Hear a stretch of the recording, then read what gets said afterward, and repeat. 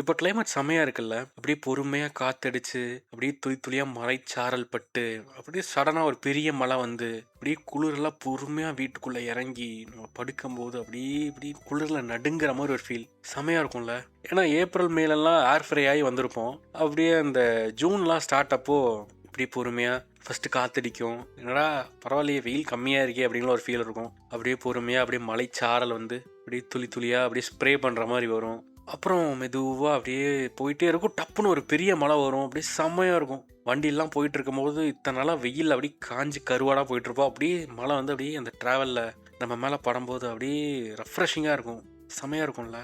School படிக்கும்போதெல்லாம் இதே டைமில் தான் ஸ்கூல் ரீஓப்பன் ஆகிருக்கும். அப்போல்லாம் ஸ்கூல் போகும்போது என்னடா இப்படி மழை பெய்யுது, ஸ்கூலுக்கு லீவே விட மாட்டாங்களா, இப்போ தான் ஆரம்பித்தாங்க, மழை வேறு பெய்யுது, லீவ் விட்டால் நல்லாயிருக்கும் அப்படின்னு யோசிச்சுட்டு துணியெல்லாம் மாற்றிட்டு ஷூ ஷார்ட்ஸ் எல்லாம் போட்டு அப்படியே சாப்பிட்டு உட்காந்துருக்கும் போது தான் சரி நியூஸ் பாட்டலாம், நம்ம ஸ்கூலில் தான் லீவ் விட்டுருக்காங்களான்னு பார்க்கும்போது லீவே இல்லை நம்ம ஸ்கூல், என்னடா வேணுங்க அப்படின்னு இருக்கும். சரி ஓகே பஸ்ஸுக்கு போகலாம், இல்லை வேன் வரும், வேனுக்கு வெயிட் பண்ணலான்றப்போ தான் கால் வரும், இன்னைக்கு ஸ்கூல் லீவு லீவு லீவு அப்படின்னு எக்கோ இங்கேயோ கேட்கும். அப்படியே குடுகுடுன்னு வீட்டுக்கே ஓடி போயிட்டு அந்த மலையில் திருப்பி ஷூ ஷார்ட்ஸ் எல்லாம் துணியை மாற்றி அப்படியே இப்படி தூக்கத்தில் இருந்து கிளம்பியிருப்போம்ல, அந்த தூக்கத்தை அப்படியே பொறுமையாக கண்டினியூ பண்ணுற மாதிரி இருக்கும். அந்த ஃபீல் எனக்கு பிடிச்சி போனனாலே என்னன்னு தெரில. இப்போ ஒர்க் போகும்போது இந்த டைமில் காலையில் எந்திரிக்கும் போது ஒரு மாதிரி கடுப்பாக இருக்கும்.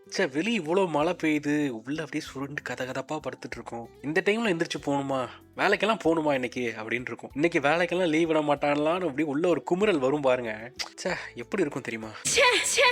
இதே சிந்தனை என் மைண்ட்ல ஓடிக்கொண்டே இருந்த நாள் அப்படியே பொறுமையா சனிக்கிழமை போகணுமா அப்படின்ற ஒரு தாட்லயே போவேணான்னு படுத்துட்டேன். எஸ், சனிக்கிழமை நான் ஒர்க் போகல அப்படி இந்த தாட்ல போகணுமா அப்படின்ற தாட்ல போவேணாம் அப்படின்னு முடிவு பண்ணிட்டு அப்படியே படுத்துட்டு பொறுமையா என் பெட்ஷீட்டை பில்லோலாம் அப்படி இறுக்கி கட்டி பிடிச்சிட்டு நல்லா நிம்மதியா படுத்து ஒரு 12 மணி வரைக்கும் படுத்து தூங்கிட்டேன். கேட்கவே எவ்வளோ ரெஃப்ரெஷிங்காக இருக்குல்ல. ஸோ இப்போ என்ன எதுக்கு எதாவது சொன்னோன்னா ஞாபகம் வந்துருச்சு.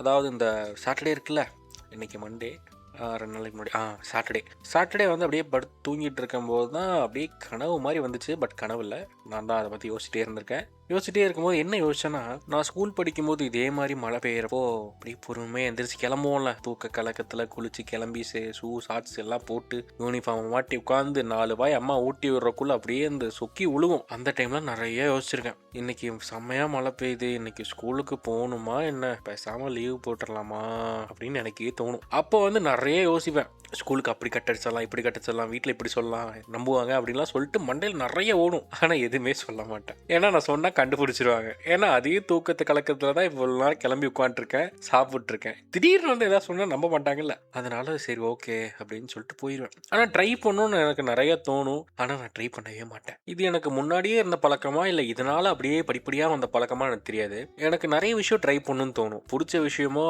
இதை பண்ணையே ஆகணும், வேற வழி இல்லை அப்படின்ற மாதிரி சில விஷயம் இருக்கும். ஆனால் அதை ட்ரை பண்ணணும்னு தோணும்ல, அப்போ கூட எனக்கு ட்ரை பண்ணணுன்ற முயற்சி எடுக்கவே மாட்டேன். ட்ரை பண்ணணும்னு மண்டையில் அவ்வளோ ஓடும், ஆனால் நான் பண்ணவே மாட்டேன். ஏன்னு எனக்கு தெரியல. அந்த மாதிரி நிறைய டைம் நான் விட்டுருக்கேன். நான் ஸ்கூல் படிக்கும்போது வேற வழியே இல்லாமல் ஜிம்னாஸ்டிக்ல ஜாயின் பண்ண சொல்லியிருக்கேன்ல, அப்பெல்லாம் எனக்கு நிறைய டைம் தோணிருக்கு. என்னன்னா எனக்கு இது அவ்வளோக்கா ஈர்ப்பில் வேற வழி இல்லாமல் சேர்ந்துட்டோம், சரி பண்ணலாமே அப்படின்னு நிறைய மண்டையில் தோணும். ஆனால் நான் பண்ணவே மாட்டேன். அது ஏன்னு எனக்கு தெரியல. அப்படியே ஒரு நாள் கொஞ்ச நாள் போய் என்னதான் கற்றுக்கிட்டேன், அப்படியே பண்ணி அப்படியே காலத்தை ஓட்டிட்டேன். அடுத்த வருஷம் தான் மியூசிக்கில் ஜாயின் பண்ணுறேன். அப்போ வந்து வேற வழி இல்லாமல் தான் நான் போனேன். அப்போ வந்து சரி ஓகே நல்லா இருக்கே அப்படின்னு ஒரு சின்ன ஒரு ஸ்பார்க் வர மாதிரி இருந்துச்சு. சரி ஓகே நம்ம ட்ரை பண்ணலாம் அப்படின்னு சொல்லிட்டு அப்பவும் ஒரு தாட்டில் இருந்துச்சு. பட் அட்லாஸ்ட் ஒரு டைமில் வந்து நான் வந்து அதை ட்ரை பண்ணேன். இல்லை ஓகே என்னன்னா இதை நம்ம பண்ணிட்டு தான் போகிறோம், இந்த நோட்ஸ் வந்து நம்ம ஃபுல்லாக பண்ணிட்டு தான் ப்ராக்டிஸ் பண்ணிட்டு தான் போகிறோம் அப்படின்னு சொல்லிட்டு நான் ஃபுல் ஃப்ளெஜ்டாக அதுக்கு வந்து ட்ரை பண்ணேன். நல்லா இருந்துச்சு, எனக்கு வந்துச்சு. அடடே பரவாயில்லையே நம்ம ட்ரை பண்ணால் நமக்கு எல்லாம் வருதே அப்படின்னு சொல்லிட்டு ஒரு மாதிரி லைட்டாக குஷி ஆகிட்டேன்.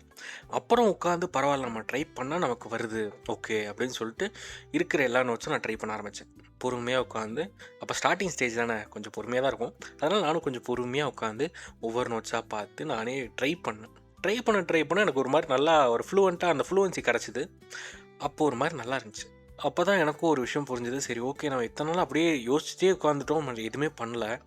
இப்போ நம்ம பண்ணலான்னு நினச்ச ஒன்று ட்ரை பண்ணுறோம், அது ஆக்சுவலாக நம்ம நினச்ச மாதிரி இல்லைனாலும் பட் வருது அப்படின்ற ஒரு விஷயத்த நான் அப்போ தான் வந்து கண்டுபிடிச்சேன். என்கிட்ட இருந்து நானே கண்டுபிடிச்சேன். அதுக்கப்புறம் கொஞ்ச நாள் போக சரி ஓகே நமக்கு ஒரு விஷயம் தெரியும், இதை வச்சு நம்ம எதாவது பண்ணலாம் அப்படின்னு சொல்லிட்டு போக அப்படியே மியூசிக்கில் அண்ணன் அப்படியே லைட்டாக ஐக்கியமாயிட்டேன். அந்த டைமில் தான் நானும் லில்லி புட்டும் இசை ட்ரூப்பில் ஒன்றா சேர்ந்து ஜாலியாக உட்காந்து ஃபன் பண்ணிகிட்டு இருந்தோம். நாங்கள் மியூசிக் ரூமில் உட்காந்து செம்ம அளவும் பண்ணியிருக்கோம். அதெல்லாம் இப்போ வேண்டாம், இன்னொரு நாள் சொல்கிறேன். எங்கள் லைஃப்பில் மறக்க முடியாத ஒரு ஸ்கூல் இயர்னால் அது 8th தான். 8th அப்போ நாங்கள் பண்ணாத வேலையே கிடையாது, சரியான அனுபவம் பண்ணியிருக்கோம். அது ஒரு பெரிய கதை, அது இன்னொரு நாள் சொல்கிறேன், கேட்டால் வேணுமா கேளுங்க.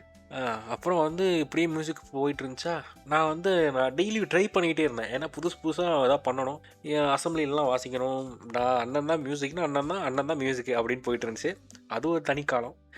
அப்போது இந்த ட்ரை பண்ணுற விஷயத்த நான் பாட்டுக்கு ஒரு மாதிரி அதை பண்ணிகிட்டே இருந்தேன். ஏன்னா புதுசாக நோட்ஸ் வரும், அது பண்ணி தான் ஆகணும். அப்புறம் நான் அதை பிடிச்சி பண்ண ஆரம்பித்தேன். ஒரு மாதிரி ஜாலியாக இருந்துச்சு. நான் ட்ரை பண்ணுறதை மட்டும் விடவே இல்லை, புதுசாக ட்ரை பண்ணிகிட்டே இருந்தேன். அப்புறம் அதே மாதிரி அடுத்த வருஷம் 9th செம்மையாக போயிட்டு இருந்துச்சு, செம்மையாக தான் போச்சு. அப்படியே பாதியில் போக போக திடீர்னு வந்தார் சமுத்திரக்கனி மாதிரி பேண்டமிக் வந்துருச்சு. யாரும் எதிரே பார்க்கல, என்னன்னே தெரியாது. அப்போல்லாம் சரி ஓகே ஜாலி, லீவ் விட்றாங்க வீட்டுக்கு போகலாம் அப்படின்னு சொல்லிட்டு போனால் வீட்லேயே உட்கார வச்சிட்டாங்க. அங்கே போய் வீட்டில் ஜாலி தான், போய் படுத்துட்டு சாப்பிட்டு தூங்கிட்டு டிவி பார்த்துட்டு அதே ரொட்டீனாக மாறிடுச்சு. அப்புறம் தான் கொஞ்ச நாள் கழிச்சு ஆன்லைன் கிளாஸ் வாடா அப்படின்றாங்க. ஐயோ ஆன்லைன் கிளாஸா, சரி ஓகே வாங்க பார்ப்போம் அப்படின்னு சொல்லிட்டு எல்லாம் ஆன்லைன் கிளாஸ் ஜாயின் பண்ணிட்டோம். அதில் பெருசாக ஒன்றுமே இல்லை. ஆன்லைன் கிளாஸ் எடுப்பாங்க, எழுதுவோம், அப்படியே ஃபோட்டோ எடுத்து அனுப்புவோம், அப்படியே போயிட்டு இருந்துச்சு. அதில் நான் நிறைய அனுபவம் பண்ணியிருக்கேன், அதை இன்னொரு நாள் சொல்கிறேன். அப்படியே போயிட்டு இருந்துச்சு. அதில் ட்ரை பண்ணுறக்கும் ஒன்றும் இல்லை, எனக்கு மனசும் இல்லை. ஜாலியாக நான் பாட்டுக்கு படுத்துட்டேன். ஜாலியான்னு சொல்ல முடியாது, ஒரு மாதிரி சோம்பலாகவே இருக்கும் நாள் ஃபுல்லாக. ஏன்னா நாள் ஃபுல்லாக வீட்லேயே இருந்து நல்லா சாப்பிட்டு படுத்துட்டு ஃபோன் ஆன் பண்ணி வச்சுட்டு அப்படியே போயிட்டுருக்கும். எங்கே அதில் புதுசாக எங்கே ட்ரை பண்ணுறது, வெளியே வந்தாலே தொடப்ப கட்டிட்டு அடிப்பாங்க. அதனால் வீட்லேயே உட்காந்துட்டோம்ல, அது அப்படியே ஒன்றுமே பண்ணாமல் அப்படியே போயிடுச்சு. அப்புறமா 10th ஆரம்பிச்சிது. அதை பெருசாக சொல்லிக்கிற அளவுக்கு இல்லைனாலும் இல்லை தான், ஒன்றும் இல்லை, சொல்லிக்கிற அளவுக்கு இல்லைடா. அப்புறம் என்ன பண்ணுறது, ஸ்கூல் முடிச்சாச்சு, 10th முடிஞ்சது. சரி அதுக்கப்புறம் தான் சொன்னேனே காலேஜ் ஜாயின் பண்ண ஒரு சுச்சுவேஷன். அப்போ போயிட்டு சரி ஓகே அப்படின்னு சொல்லிட்டு இருக்கும்போது ஜாயின் பண்ண ஒரு 6 மாதம் ஃபஸ்ட் செம் வரைக்கும் ஆன்லைன் தான். அதுக்கப்புறம் செகண்ட் செம்மில் இருந்தால் காலேஜ் போனேன். அப்போத்துலேருந்து ஒரு மாதிரி ஜாலியாக இருந்துச்சு. புதுசாக நிறைய பேரை பார்த்தேன், புது விஷயங்கள் நிறைய கற்றுக்கிட்டேன். ஆனால் அங்கே நான் புதுசாக ட்ரை பண்ணுற அளவுக்கு எனக்கு எதுவுமே தெரில, ஒரு மாதிரி ரொம்ப நார்மலாக இருந்துச்சு.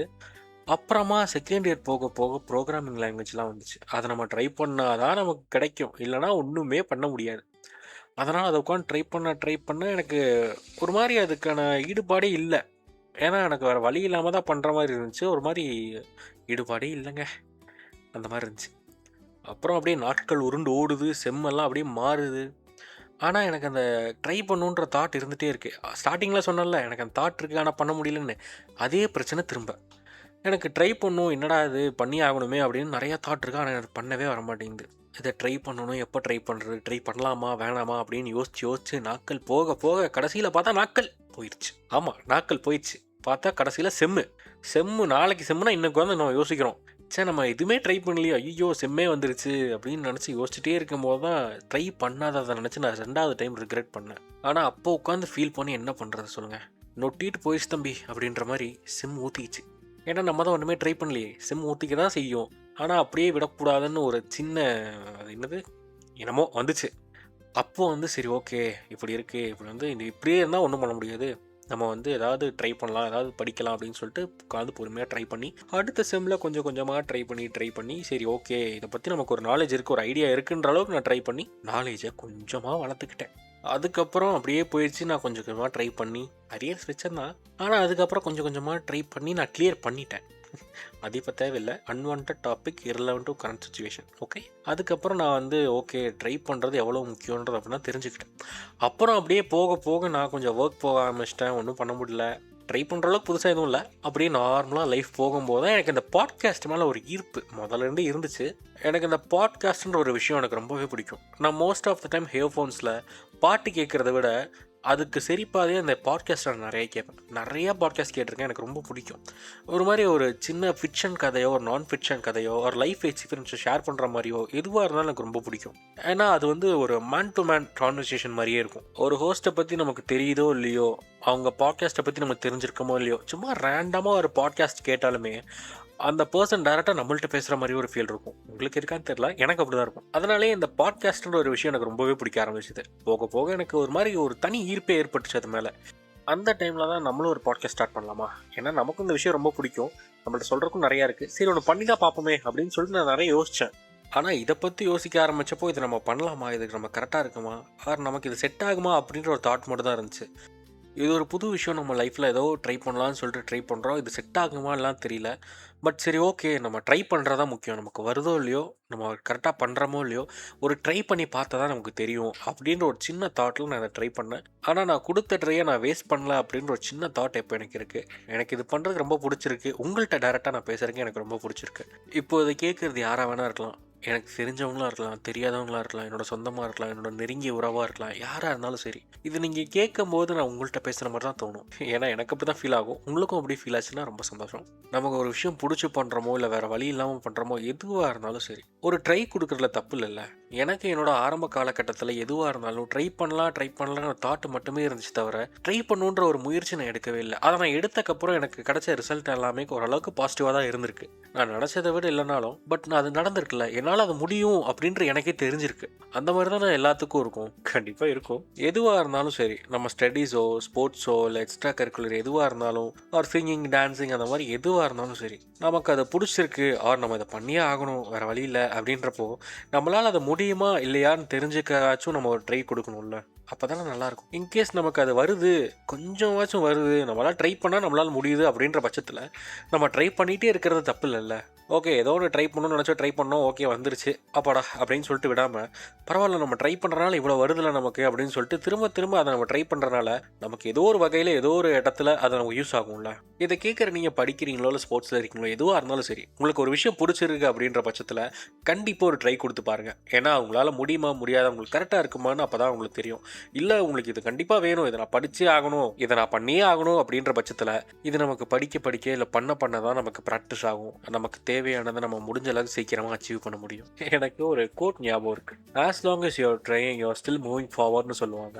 நான் ஸ்கூல் படிக்கும்போது என்னோட இங்கிலீஷ் டீச்சர் ஏதோ பற்றி பேசிகிட்டு இருக்கும்போது இந்த கோட் சொன்னாங்க. அப்போ காற்று வாட்டில் என் காதில் உட்காந்துருச்சு. ஆனால் அப்பப்போ இதை பற்றி யோசிச்சு பார்க்கும்போது ஒரு மாதிரி மோட்டிவேட்டிங்காக இருக்கும். ஸோ அவ்வளோதான், அப்படியே பொறுமையாக நான் சொன்னதை பற்றி யோசிச்சு பாருங்கள். யோசிச்சு பார்க்குறது மட்டும் இல்லாமல் எதுவாக இருந்தாலும் சரி ஒரு ட்ரை கொடுத்து பாருங்கள். ஏன்னா ட்ரை பண்ணாதான் நமக்கு செட் ஆகுமா, நமக்கு கரெக்டாக இருக்குமா, நம்மளால் முடியுமா அப்படின்றது நமக்கே தெரியும். So keep trying what you're trying. நான் அப்படியே நான் போயிட்டு அடுத்த வாரம் உங்களை சந்திக்கிறேன். அது வரைக்கும் ட்ரை பண்ணுங்கள், ட்ரை பண்ணிகிட்டே இருங்க. இது கேஸ் ஸ்டடி. நான் உங்கள் குரு. டாடா, பாய்.